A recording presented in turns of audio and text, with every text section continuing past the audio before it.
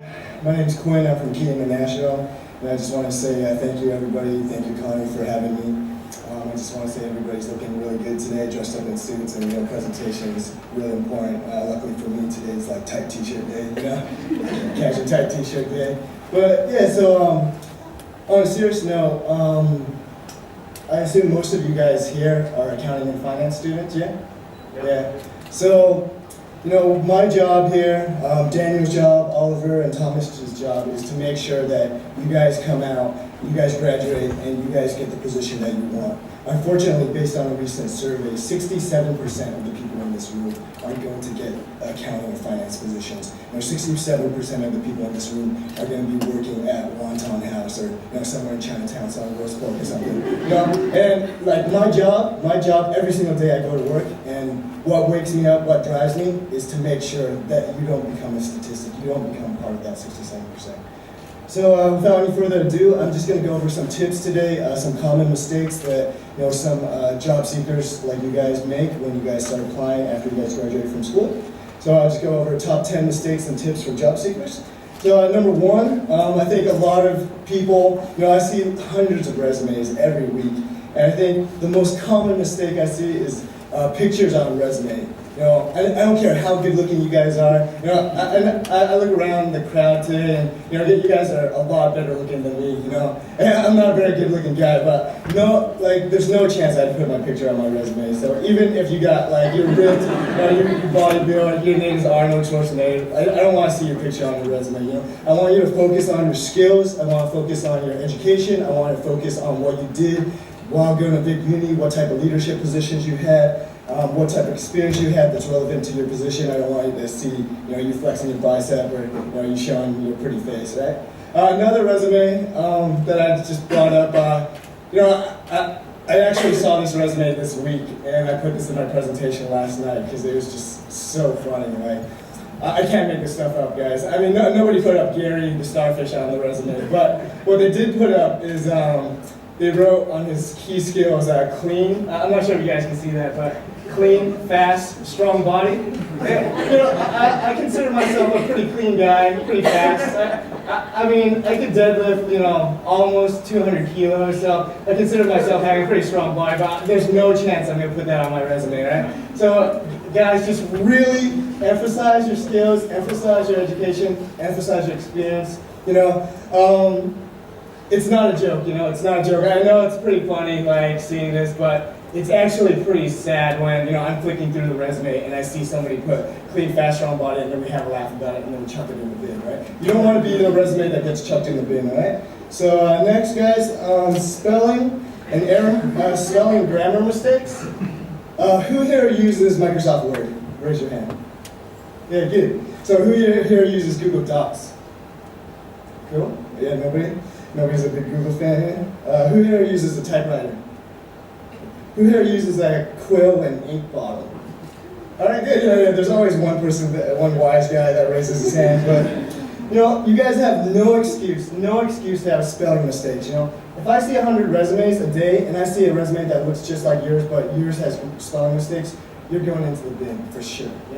I know a lot of people applying for jobs come over from China, come over from Singapore, come over from India, and you guys have it your Microsoft Word set up in Chinese or whatever. But when you get over here and you're applying for jobs in the Australian job market, you gotta change that to the Australian language, Queen's English. You gotta change your Z's to S's. You guys got to make sure that you equip yourself with every tool possible to be at the same level as everybody else. So there's no excuse for having spelling and grammar errors in this day and age. All right. Okay. So next thing on the list is. A lot of people have nothing interesting on their resume. Everybody thinks, okay, yeah, I'll just have, I'll follow this format, I'll go on to monster.com, I'll pay somebody, $400, they'll do my resume, and what happens is you paid $400 and your resume will look exactly like 400 other people's resume, all right? So you want to make your resume look unique, okay? So, yeah, that's kind of the look I have on my face when I'm, seeing like all these monster resumes, all these resumes from these other resume preparation companies where I don't see any unique skills out there. And that's why I really encourage every single client I see, every person that I give advice to put your interest on your resume, all right? So I'll give you an example of somebody that I interviewed a few weeks ago. Her resume was a basic accounting resume. She had MIOB on there, MIOB skills, Excel skills, QuickBooks skills. She did an internship at a small accounting firm. But what really caught my attention was that she wrote down a gymnastics silver medal national competition. And so I asked her, what country was this competition in? And I was expecting her to say, some small country. And no offense if you're from a small country, but so she said, oh yeah, it was in China. I got a silver medal in gymnastics in China.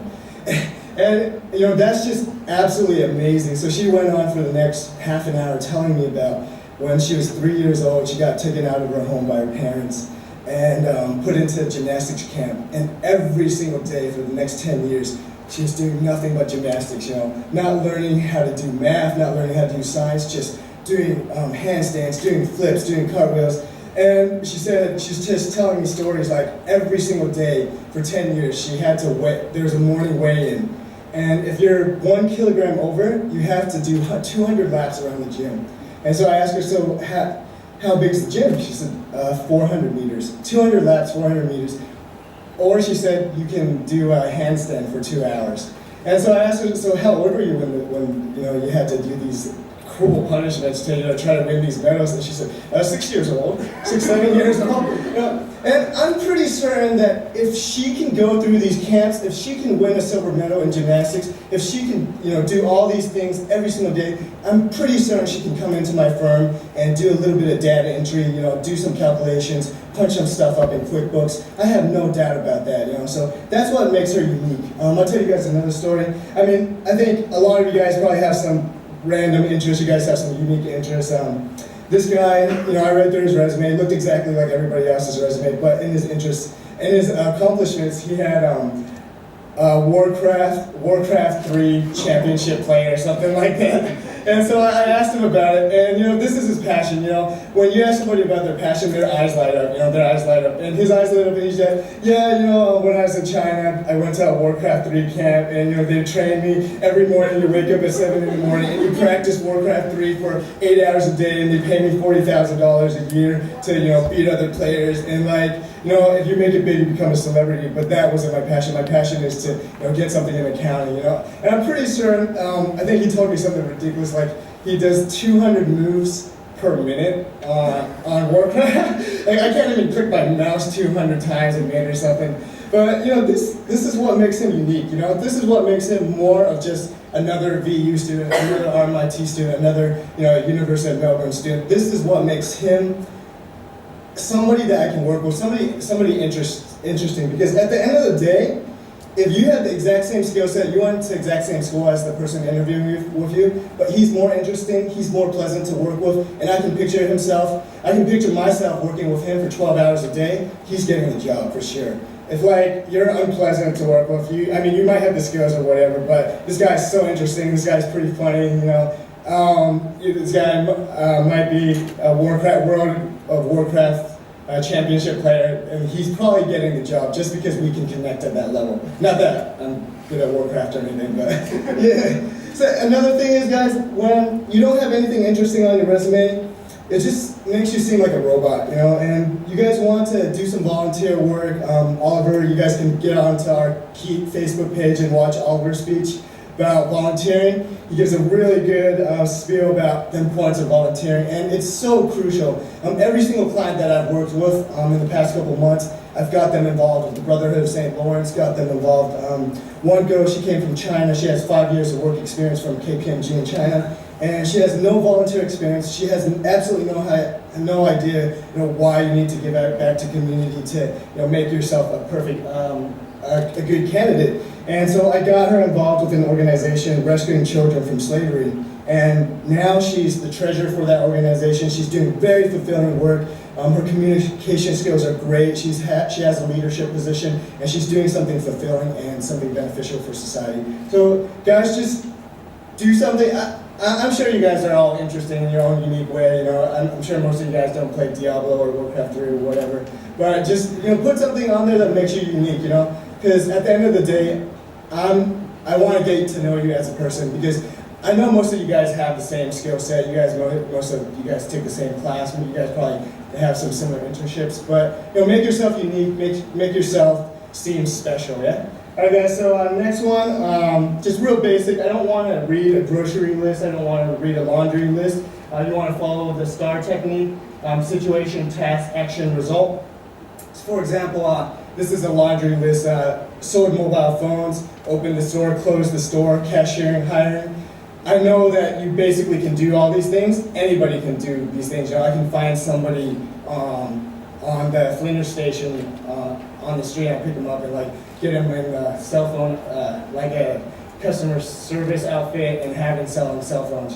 But what I want to see is, I want you to quantify, and I want you to show me the results that you accomplished during your position there. For example, to make that sound better, you managed a local cellular phone distribution store in all aspects, including hiring, store security, inventory, training, selling, scheduling, advertising, and supervising 4 full-time employees.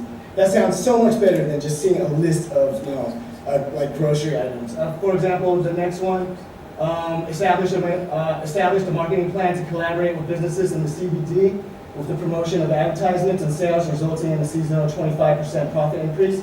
After reading that, I know that the type of work you do has a ramification on my company. I know that you can make a difference to my company. If you made a 25% profit increase in the previous company, I know that you can bring the same skill set and make a profit increase in my company. And that's a lot better than somebody that can open my store and close my door.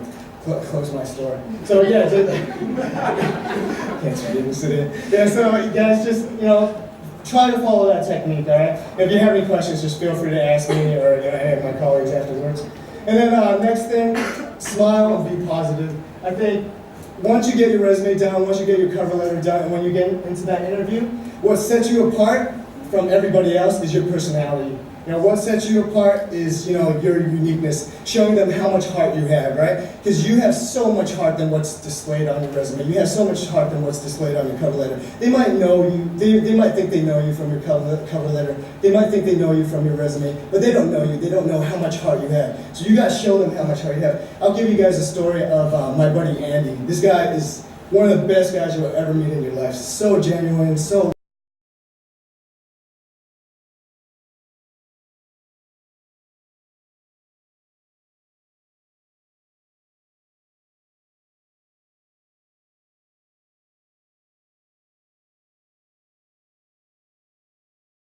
in one of these gold medals. And when I first met him, he was a scrawny Chinese kid, and kind of shy, kind of timid, and he was really dissatisfied with his job. He's working at Apple in Doncaster somewhere, and he was just telling me, I hate my job. I don't like what I do. My customers bother me all day. They're trying to get discounts. They're trying to get discounts on iPhones, on iPads, and I'm not getting promoted. I've been here a year and a half, and I'm watching people get promoted in front of me, and I don't know what to do. And I told him, Andy, what you gotta do? You just gotta change yourself. You gotta change your attitude. You're looking at it the wrong way. You're going into work, going through the motions, and you're not being proactive. You just gotta smile, man. You just gotta smile. And so we started looking into this positive psychology thing where we try to smile as much as we can. And he started smiling, going to work every day, smiling, greeting customers, trying to greet as many customers as he can. And he's not commission-based, so he doesn't have to greet customers. But he started smiling, and he started trying to listen to customers and their stories and everything. And so after a couple weeks, Andy came up to me, and he's like, Quinn, you won't believe what happened. My manager called me into the office today. And I was like, oh yeah, so what happened? I thought you'd give me some bad news, like he's fired or something. He's like, No, he called me in the office today because he wanted to say, you know what, Andy, you've been doing such a good job lately. I don't know what happened to you, but I love your smile, man. You got a really good looking smile. And so, that's the power of smiling. And so in a month and a half, Andy, when he started smiling, when he started bringing that positive attitude to work, his salary increased 150%. and he got promoted to genius a couple weeks ago. So now, when you guys go to the mall, the Apple store, you guys see a guy named Andy with his name tag and smiling all the time. That's the guy. 150% raise, 150% raise, and what we have. And he's actually my roommate. So we have a picture frame in our bathroom, and it says, "Good things come to those who wait." And we all got taught by our parents or grandparents that patience, good things come to those who wait. But I just gotta tell you, it's not true. Like somebody lied to us. It might have worked back then, but it's not working now. And then so we got that on our picture frame, and then it's crossed off, and we got, "Good things come to those who work their butt off and never give up." All right, so Andy was telling me last night when we were preparing the speech, we were at the gym at midnight preparing the slides, in between doing squats, in between doing deadlifts, we're preparing these slides, and he's telling me, "You know what, good things don't come to those who wait. Waiting's for chumps." I waited a year and a half, and what did I get? Nothing. I got absolutely nothing, but what I changed myself, the world didn't the world didn't get easier, working at Apple didn't get easier, people didn't get nicer, but I got better. I don't wish for the world to get easier. I don't wish for the job market to get easier for me to get a job. I wish for myself to get better. And Andy changed himself, and that's 150% pay increase. This guy, we're working out, and this actually happened last night, so I can tell you guys this story fresh, right? So, I was telling you guys, Andy was a pretty scrawny Chinese guy, like 51, 52 kilos when I first met him. Now he's like 60-something kilos. He's beasting, eating, taking casein, taking supplements, and just getting really big, really strong. He can deadlift over 100 kilos now. And while we were lifting, this guy at the other side of the gym just kept staring at us the whole night. And I was like, okay, somebody wants trouble. I got work tomorrow morning. This is kind of weird. But later in the middle of the night, he came over and he walked up to Andy and he's like, "You guys work out really hard. This might sound kind of weird, but I just want to ask you, I want to be like you. I want to be like you. I want to lift like you." And I think for me to hear that, somebody say that to Andy, that just showed me that it actually works. Hard work and everything. For a guy like Andy that was a bit antisocial, a bit timid, for somebody to come up to him and say that I want to be like you, that told me that basically demonstrated that it works. Hard work, smiling, being positive, day in, day out, grinding, making a commitment, making a goal, and sticking with it. People want to be like you when you have those attributes. I'll tell you a little bit about myself. I'm from California originally, if you guys don't notice the accent. But I'm from California originally. I attended UC Berkeley. And fortunately, after I graduated, I got a couple job offers. One in New York, one in Los Angeles, and one in the Bay. I decided to stick in the Bay to stay with my girlfriend, and I got a pretty stable job. Every day, come into work, I do the same thing. I was making pretty good money. I can go out there, buy whatever I want. I had a pretty nice car, I had a nice surfboard, a nice snowboard. I had a nice motorcycle. I could go out every weekend. I could do trips down to Vegas, to basically do whatever I want. But at the end of the day, the highlight of my week was the highlight of my day was going to the water cooler and saying, "Hey Tom, how's it going?"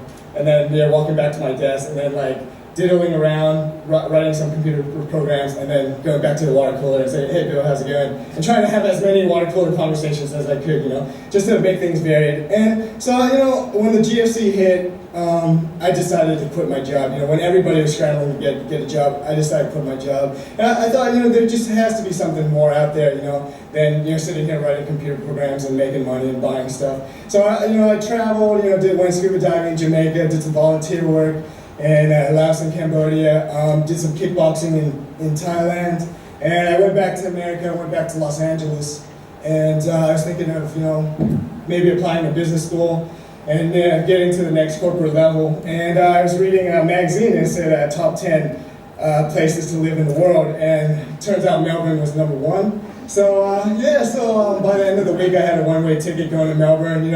I gave away all my stuff to my friends, I gave my sister my car, and then I flew over to Melbourne.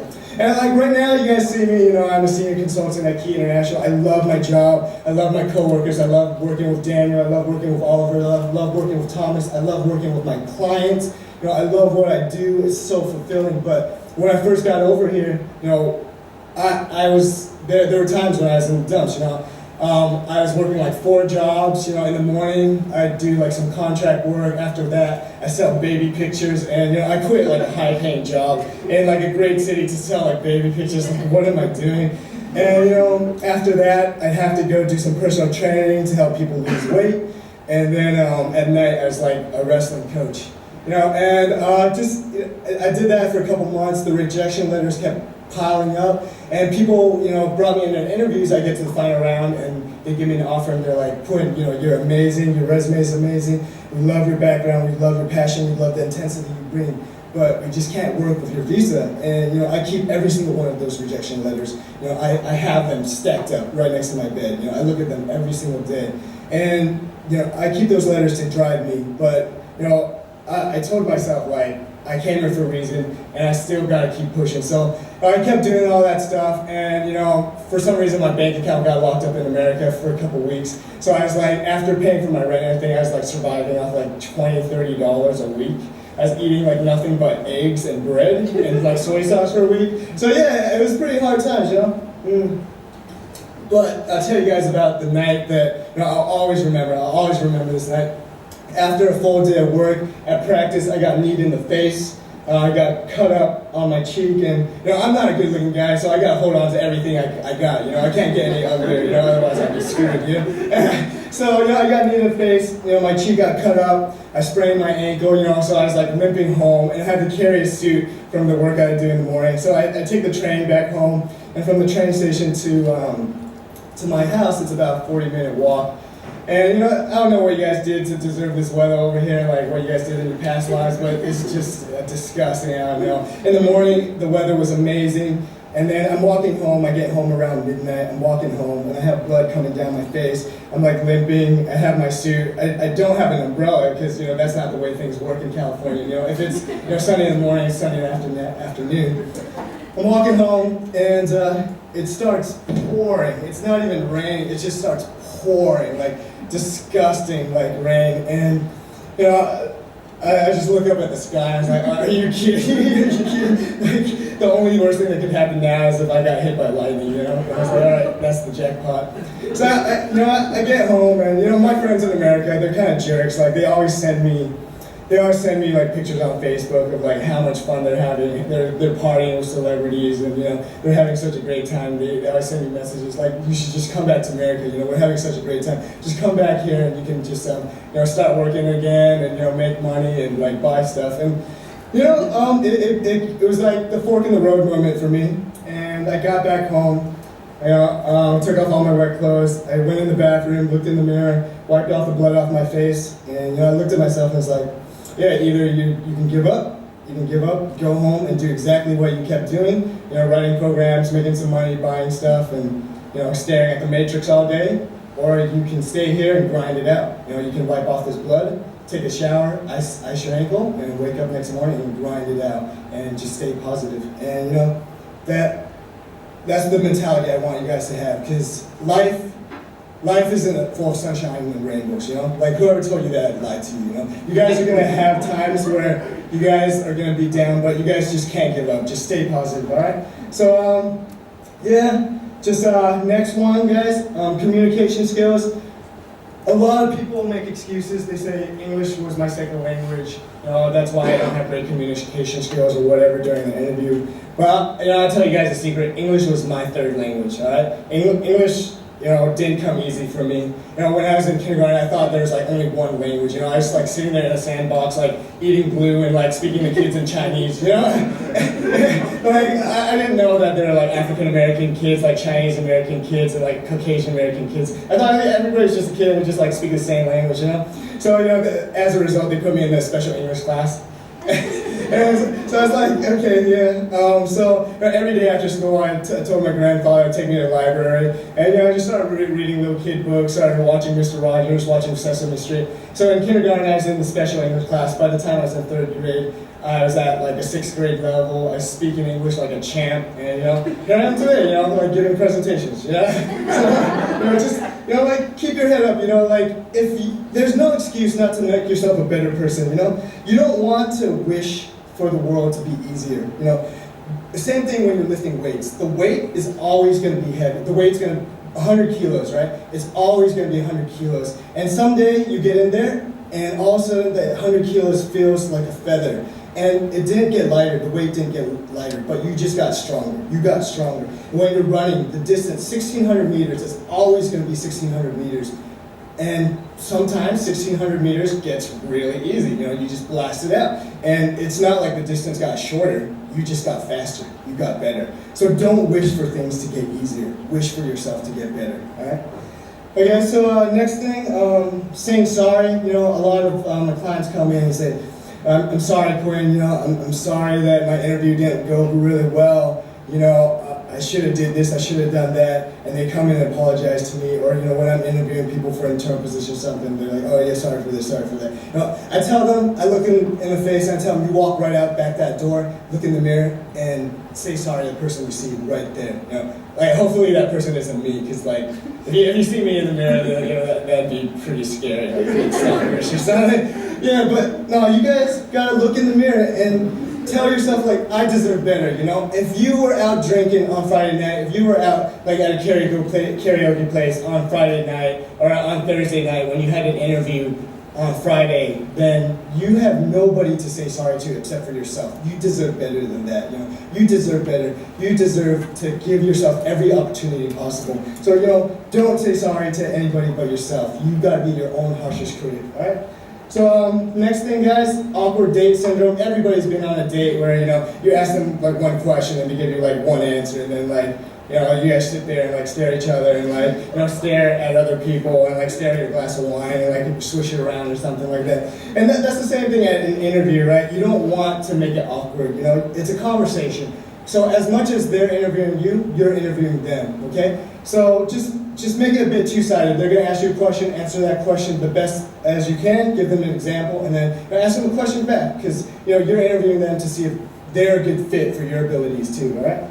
So, next thing, guys, interview jitters. You know, everybody has this jitter of like public speaking. Everybody has jitters of, you know, going to into the boxing ring for their first fight, going onto the mats for their, you know, first wrestling match. You know, and my clients, you know, like every week they have interviews, and some of them tell me, Quinn, I'm really nervous, I'm kind of scared. And I sit them down, it's like, you have nothing to be scared of. You have nothing to be nervous about. You know, we practice hard. We practice for 2-3 hours every single time. We do everything we can. And if you practice right, you have nothing to be nervous about, because the time when you get in there, that's just a formality. When you get in the ring, when you get on the mats, when you get into the interview, you don't win or lose. You don't get the job, or you don't fail that job right there. You win or lose months and months before that. You win or lose on those nights when people are out partying and you're in the gym smashing the weights.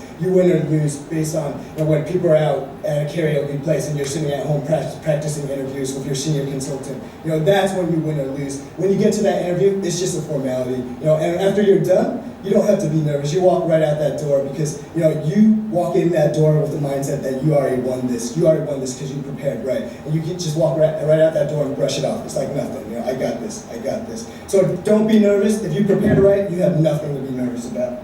So last thing, guys, I think the biggest mistake people have is deep down, a lot of people don't believe in themselves. You know, one of my clients, he was sending out 20 resumes, 20 applications a week, getting back 20 rejections a week. You know, this was before he signed up with us, and, you know, he was telling me, Quinn, I don't know what's wrong with me, you know, like something must be wrong with you. And I told him, like, look at me, like nothing's wrong with you. Nothing is wrong with you. Something's wrong with your process. We're going to refine that a little bit. We're going to make some modifications, and you'll be great. You'll be just fine. But never let anybody tell you something's wrong with you. So in 4 weeks, you know, it was like having a girlfriend, like basically up and down, somebody contacting me at midnight, where are you? How come you didn't text me back 4 minutes ago? How come it took you 5 minutes? You know, like what's going on, you know? And these 4 weeks were pretty tough, but after 4 weeks, with us, 4 weeks working with myself and my team, you know, he went in for an interview on Thursday, went in for a second interview on Friday, on Monday, got a job offer, all right? And he just kept his head up. He kept his head up, he kept believing, he kept coming in and chatting with me and having me giving him some pep talks, you know. And, you know, we kept all those rejection letters, and I was telling him, Raj, you know, don't believe any of that, you know, use this to make yourself better, make yourself better. So, you know, another good example is that one of my clients, Roy, when I first met him, about 2 months ago, he barely speak English.